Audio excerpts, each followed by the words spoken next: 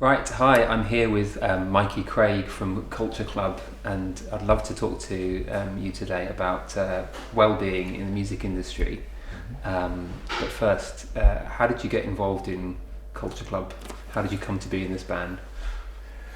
Well, I suppose I got into being in a band because I loved music from an early age. I went to Jamaica on a holiday before I started secondary school, and I fell in love with the sound of the bass guitar. And I came back from holidays, and my father said he was going to buy me a bass, but didn't. I think it was around the time when a lot of musicians were um, sort of overdosing and so on and so forth, and the whole music scene didn't really have a very good image.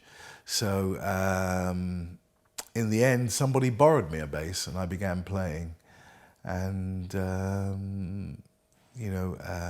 next thing I knew, I needed to find bands to play with. I stopped playing for a while actually then. I was around 16, 17, something like that. I went to Bristol for a while. I jammed with a few bands down there. And then I decided to come back to London to try to get myself into a serious band. And I tried to join Adam and the Ants because they'd just recently lost, at that time, and just recently lost their bass player.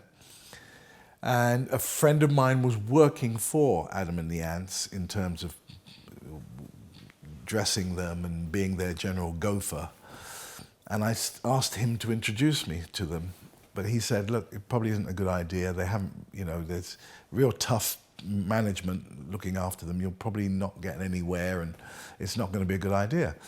So I said, well, your boss has got another artist he looks after, a band he looks after called Bow Wow Wow. And I've noticed that there's a guy who comes on stage and as a guest and does 2 songs with them, and his name's Lieutenant Lush, and he's a very animated character and he's got a great voice, but he doesn't appear to have a band of his own. So how about introducing me to him? So he said, well, okay, I'll introduce you to him. He DJs at the club in Piccadilly on I think it was a Tuesday night, and I'll take you down there. So he did, and I met George. George agreed to get a band together with me, and that's how it started. That's how it began. Fab. So what was it like sort of getting momentum for that band? Because I know that the early days of any band can be a little bit tough, to say the Well, least. absolutely. I mean, we already had a kind of momentum because George was the darling of the nightclub scene. He was this very animated character, as I said. And all the gossip columns knew him and talked about him. So that gave us the momentum we needed to sort of push forward. We were signed quite quickly, actually, to Virgin. I mean, once the band was formed properly, it was only a year afterwards that we were signed, much to the annoyance of most other bands who had been, struggling for 4 or 5 years and without getting a record deal. So we're quite fortunate that George already had this kind of notoriety in the music scene, or in the nightclub scene. And that enabled us to push forward quite quickly. Let's talk about performance anxiety or stage fright. How were you guys with some of your bigger performances, like say the Top of the Pops debut, or some of the performances that were really, showing you that the scale of what was going on had gone Well, it wasn't. bigger? It wasn't. Yeah. I mean, for me personally, the most anxiety I've felt is playing very, very small rooms. I remember we played a small club in Derby early on in the 80s, and the audience were almost under your nostrils, you know what I mean, looking up at you. And that gave me more anxiety than, say, playing Anaheim Stadium or Madison Square Garden, where there's like 20,000 people. Yeah, I think, the smaller the situation, the more intimate the situation, the more the anxiety. for me personally. But of course, anxiety is something that is part and parcel of performing. Anybody who doesn't get anxious is got to be lying, you know. But the trick is that you use it to your advantage, or you allow something innate within you to take over and sort of dissipate the anxiety. Once you set foot on stage, that anxiety just melts away. I don't know how it happens, but it's kind of just, it kind of, you know, just melts away, and you get on with the performance. Yeah, it makes a lot of sense to me. How did you react mentally to being in a famous band? Do you think it's changed you, do you think? Well, we get asked this question a lot, actually, and really, the stock answer that everybody gives is that we are different but still the same, you know. It has changed us because we kind of know now what buttons not to press with one another.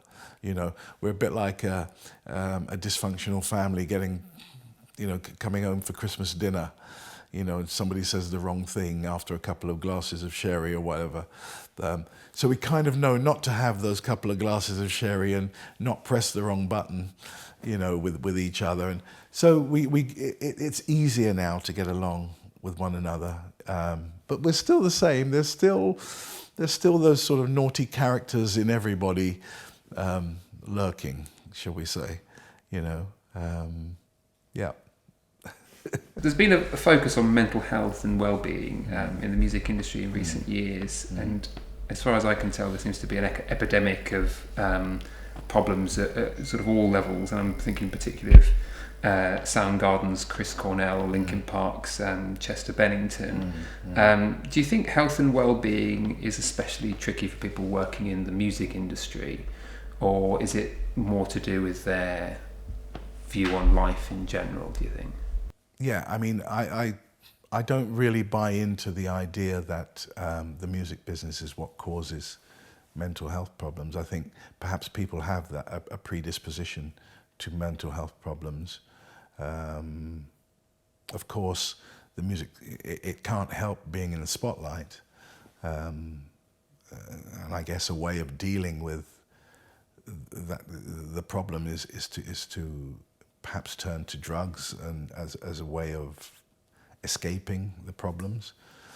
But I don't believe that the music scene alone causes that type of problem, you know. Otherwise, I think everybody would be, you know, pretty messed up. There are people who are still flourishing in the industry. That's right. There are still people who have had some difficulties and come out of them. Precisely. Well, so, yeah, Precisely. So yeah, I wouldn't tarnish the music scene with that brush, with that, you know. Yeah. I on a personal side of things, I think that the stigma surrounding mental health is becoming perhaps a little better. It's still there. I think it's still there and probably always will be there, but I think it is becoming a little better now. You know, I had a son who suffered from schizophrenia, and if I knew what I knew now then, I would probably have handled the situation in a different way. I'm not sure that medication alone is the answer to helping these types of problems, which is what we did at the time, which was, you know, I'm not saying that medication can't help, but I do think there are now more more of a thought process that could be used to help to deal with these types of problems. And if I knew then what I knew now, I probably would have dealt with the situation in a different way. Well, that brings me on to my next question, really, because you know, it's very early days yet, but in terms of well-being, there's a growing interest among sports people, but also among musicians, in something called the inside out understanding of the mind that I know you've encountered. I just wondered, could you maybe tell us just a little bit about what that is? Well, the way I understand it is that the inside out understanding is where something innate takes over. It's where something within you, like I say, if you're, prior to going on stage, if you are suffering anxiety, or you step on the stage and suddenly that anxiety dissipates. And I think that's something within you, that it's not something outside of you, it's something that's within you that takes over, that that we all have, whether we know it or not. We all have this ability, this innate ability inside us. It's just being able to tap into that and use it. So that's my kind of understanding of the inside out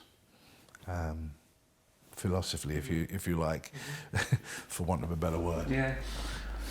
I think it's good to have these kind of conversations, and I'm kind of curious to, how do you think about how important is a musician's headspace? Do you think, for their career or for a performance? How important is your headspace? Is a musician's headspace? How important is it to prepare? Or what you mean? Like going on before going on stage, having that peace and quiet, clearing the dressing room, having that time to. I suppose to get into the zone. Is that what you mean? Or I suppose I'm talking about the whole realm of musicianship. Of musicianship, but also like someone's relationship with their mind. I suppose I'm talking also about the inside out understanding and how. Because as far as I can tell, that there seem to be people who, when we all do it at times, there are times when we kind of get in our own way for whatever reason, however skilled you are as a musician or whatever it is in the realm that you're involved in, and there are times when we're not quite so in our own way. Yeah. And I'm just kind of curious, how. Well, I think people, I think sometimes people naturally. Use this inside-out understanding. Sometimes you might not want to read what's in the press. You might say to yourself, I don't want to read what they've said about the concert. Intuitively, you just say, okay, that's it. I don't want to read it. I don't care. I feel I've done a great job, and that's it. I don't want to read anything that anybody has written. And that's a way of, using what's within you, rather than taking an influence from outside. That's kind of my understanding of inside out. I mean, I'm not that much of a philosopher, shall we say, but I think that's probably that's kind of the way I understand it. That's the way I would use it, to protect myself in a way. Thank you. Earlier this year, the charity Help Musicians UK set up a 24-hour helpline offering mental health support to musicians. Do you think it's easier today for artists to talk about mental health, or is it still? I mean, I'm thinking particularly for people in the public eye. Yeah, well, I think it is getting easier. It's getting better, because mental health is quite a broad spectrum. You could go from depression to schizophrenia and everything in between, and that's all mental health. That's all, somebody suffering depression that's a part of mental health as well, and I think people are beginning to realize that now and not ostracize, say, for example, schizophrenia. It's all one sort of field, really, and because of that, I think people are now beginning to accept that we need to look at this. We need to, and not turn a blind eye to it.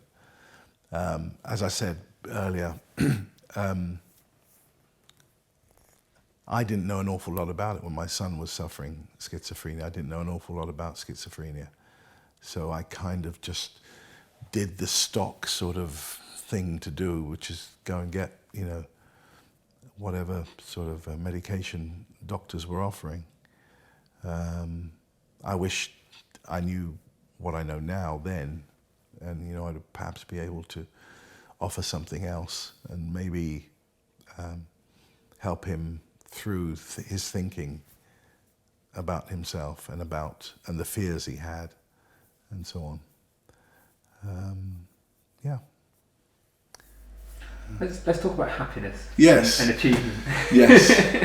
Maybe we should. What would be your advice to musicians who are maybe starting out and believe that they'll be happy when they've got the record contract, or they've got the money in the bank, or when they've got that management deal? My advice to musicians who are starting out and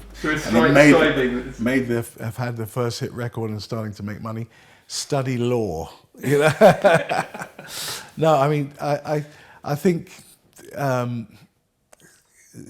there's a once you how can I put this? Once you get that initial inertia from music, i.e. you've had your first hit and the money starts to come in,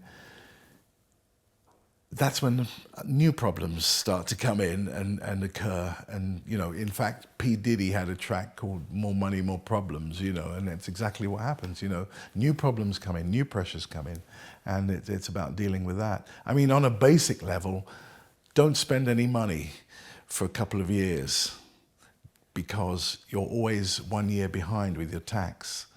So you end up spending money that should have been put away to pay the taxman next year. So don't spend any money for the first couple of years. That's my basic advice. Don't spend any money for the first couple of years and you'll be okay. Very wise advice. Who are the happiest people that you've encountered working in the music industry? It's a final question.